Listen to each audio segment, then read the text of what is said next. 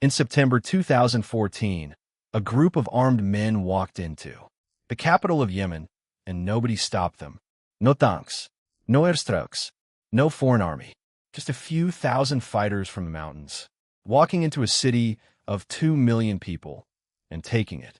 Within 3 years, they would be fighting the richest army in the Middle East to a standstill.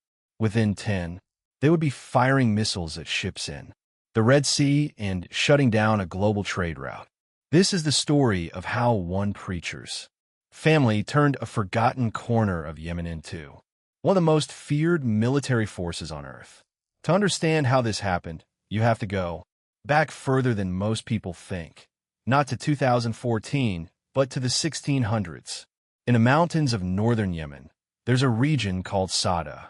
It's dry, poor, and cut off from the rest of the country by rock and altitude.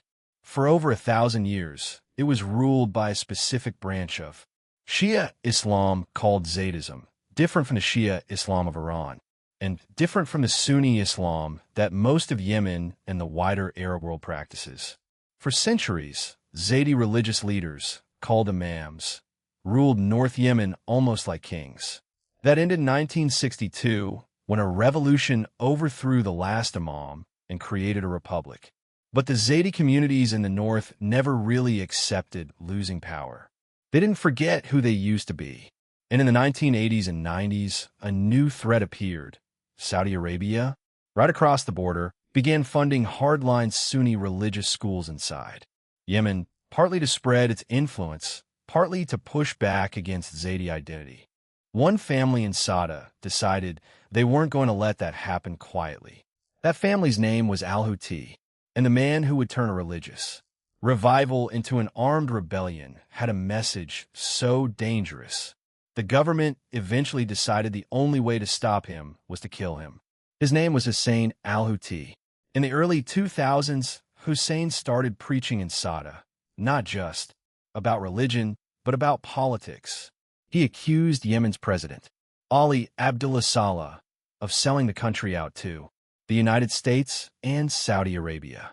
His followers began chanting a slogan that would later become globally famous. God is great, death to America, death to Israel. Curse the Jews, victory to Islam.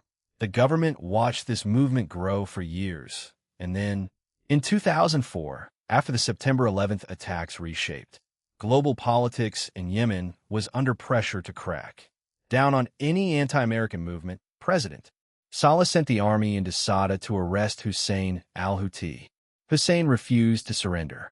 He and his followers retreated into the mountains they knew better than any soldier from the capital ever could. The army hunted him for weeks. In September 2004, he was cornered in a cave and killed. The government thought that was the end of it. It wasn't. It was the beginning. Killing Hussein al-Houthi didn't kill the movement. It created a martyr. His younger brother picked up the fight, and for the next 10 years, the government of Yemen would fight the Houthis in 6 separate wars and lose ground in almost every single one. From 2004 to 2010, the Yemeni army launched 6 military campaigns against the Houthis in Saada. Each one ended the same way. The Houthis retreated into the mountains, absorbed the losses, recruited more fighters from communities, angry at government airstrikes, and came back stronger. Then in 2011, something happened across the entire Arab world that changed everything. The Arab Spring. Mass protests broke out against President Saleh, the same man who had spent a decade trying to crush the Houthis. He was forced to step down. The government that replaced him was weak, divided, and broke. The Houthis saw their opening. In a move nobody predicted, the Houthis, who had spent a decade fighting Saleh, actually allied with him. Their shared enemy was now the new, weak government in the capital.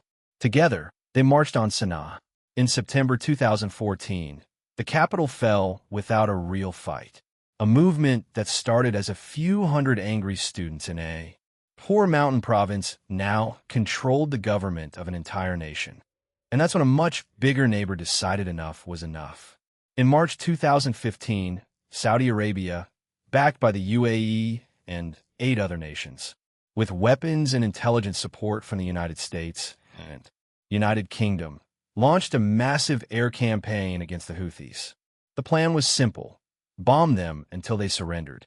Experts predicted it would take weeks. It took years. It's still not fully over. The Houthis, fighting with old Soviet-era weapons, smuggled Iranian drone and missile technology and total knowledge of their own mountains, refused to break. Saudi Arabia has one of the best-funded militaries in the world, and it could not dislodge them. The war created one of the worst humanitarian crises on the planet. Hundreds of thousands died from fighting, disease, and starvation. And through it all, the Houthis didn't just survive, they got better at war. They learned to build long-range missiles. They learned to fly drones. They learned to hit targets deep inside Saudi Arabia itself, including its oil facilities. A rebel group from one of the poorest regions in the Middle East had turned itself into a missile power. Today, the Houthis control most of northern Yemen, including the capital. The war with Saudi Arabia has mostly gone quiet, but never officially ended.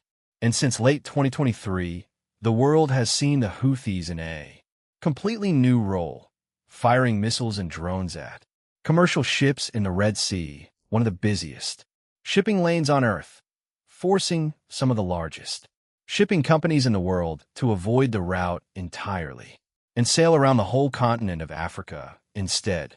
A movement that began with one preacher angry about foreign influence in his home province now has the power to disrupt global trade. Hussein al-Houthi died in a cave in 2004, believing his movement would be crushed within the year. 20 years later, his family doesn't just survive in Yemen. They rule it.